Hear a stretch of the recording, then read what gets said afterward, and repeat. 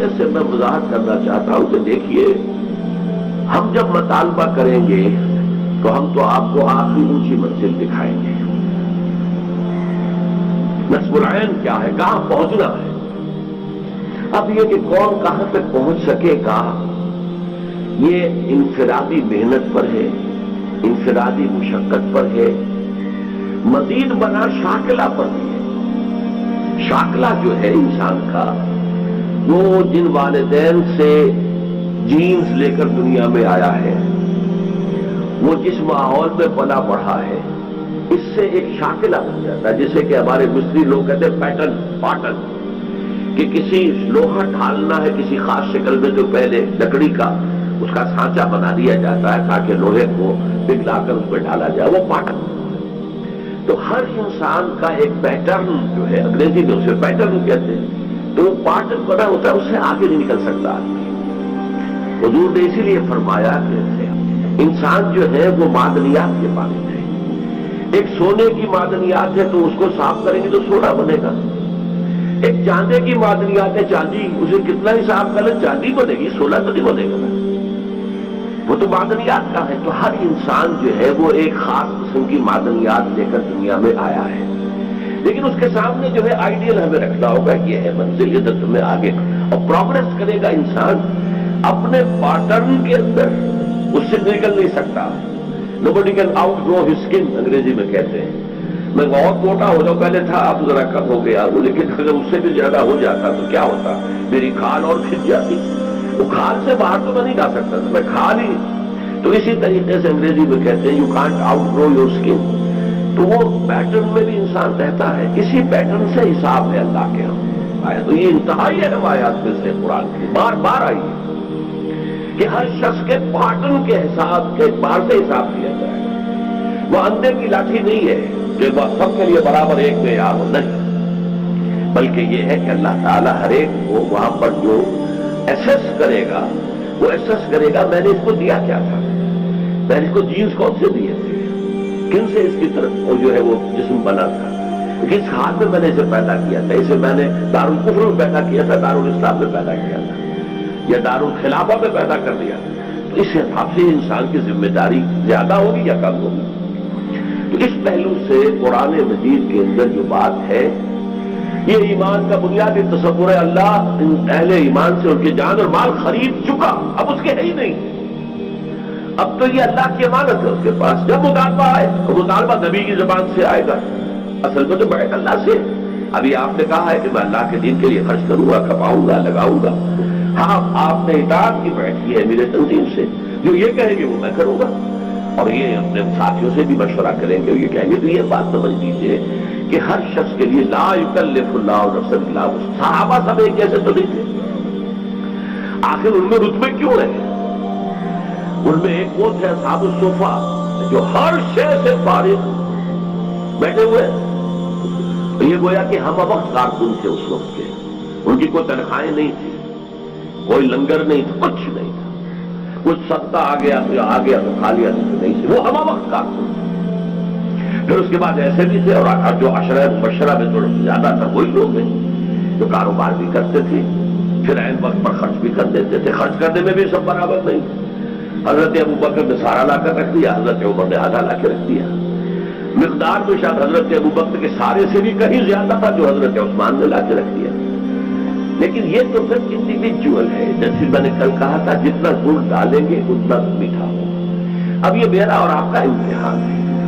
اسی لیے انفاق میں دیکھیے کس قدر اللہ تعالیٰ نے حکیمانہ انداز اختیار کیا ہے.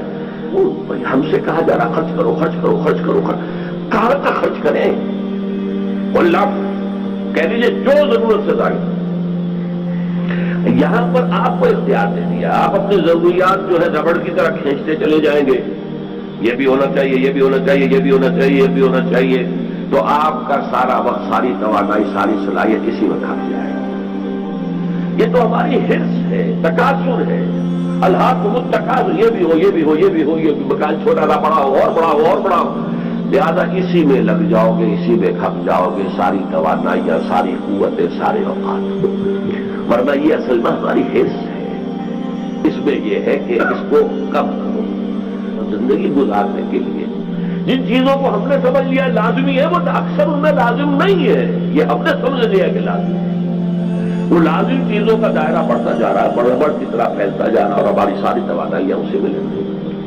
میرا ذاتی واقعہ ہے، میں اب 28 برس سے ایک مکان میں رہ رہا ہوں، 5 مرلے کا ہے، کیا ہے وہاں کوئی بیڈ نہیں ہے، جدید کوئی بیڈ نہیں ہے، کچھ نہیں ہے، کوئی صوفہ سیٹ نہیں، کچھ بھی نہیں ہے، تو چل پلنگ ہے جو سن 55 میں بنوایا تھا، میں اسی پر میں سوتا ہوں آج بھی، سن 55 کا بنایا ہوا چارپائی جس میں پہلے دیوار لگی ہوتی تھی، اب اس کے اوپر ایک پھٹا رکھ دیا گیا، کمر سیدھی رہی آدمی کی۔ تو ڈاکٹر یقین ہے میرے کلاس فیلو، پہلی جماعت سے کلاس فیلو ہے، وہ ایک دن کہنے لگے کہ میں نے اپنی بیوی سے کہا تھا، اب ان کی ایریا بھی آتی ہے تو اب ان کے ہاں تھوڑا سا ڈرائنگ روم ہے، یہ ہے، ہمارے پاس کیا ہے، نیچے بس فرش بچھا ہوا، آ کے بیٹھ جائے۔ کچھ ایک چھوٹی سی جو ہے وہاں پہ رکھ دی گئی ہے بینچ سی، کوئی بوڑھی عورت آئے یا کوئی، وہ میرا تو کوئی ڈرائنگ روم ہے ہی نہیں، میرا ڈرائنگ روم میرا آفس ہے، جو انجمن کا آفس ہے اسی میں وہی میرا ڈرائنگ روم۔ انہوں نے بہت کہا کہ میں نے اپنی بیوی سے کہا کہ زندگی تو ڈاکٹر اسرار کی بھی گزری گئی ہے،